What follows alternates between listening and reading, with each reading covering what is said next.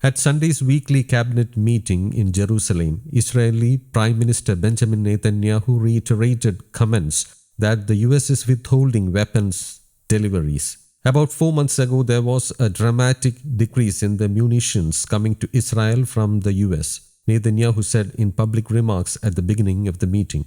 For long weeks, we turned to our American friends and requested that the shipments be expedited. We did this time and again. We did so at the highest levels and at all levels, and I want to emphasize, we did so behind closed doors. We received all sorts of explanations, but one thing we did not receive: the basic situation did not change. Certain items arrived sporadically, but the munitions at large remained behind.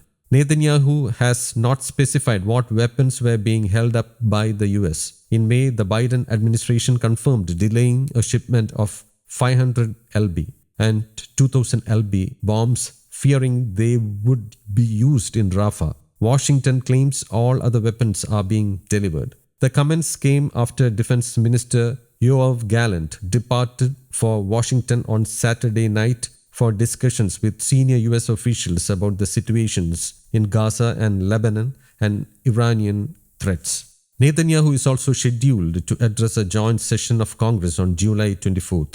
Also at the cabinet meeting, Netanyahu announced the appointments of Major General Resident Yiftach Rontal and Vice Admiral Resident Elisa Marom to coordinate the return of evacuated civilians to their communities in the south and along the Lebanese border respectively. Around 60,000 Israelis living in northern communities were forced to evacuate in October when the Hezbollah terror organization began daily rocket and drone attacks. Leaders of the Iran-backed terror group have said they would continue the attacks to prevent Israelis from returning to their homes. Since October 7th, the Hezbollah attacks have killed 10 civilians and 14 soldiers. Residents of some Gaza border areas have already begun returning to their homes. At least 1,200 people were killed and 252 Israelis and foreigners were taken hostage in Hamas attacks on Israeli communities near the Gaza border on October 7th.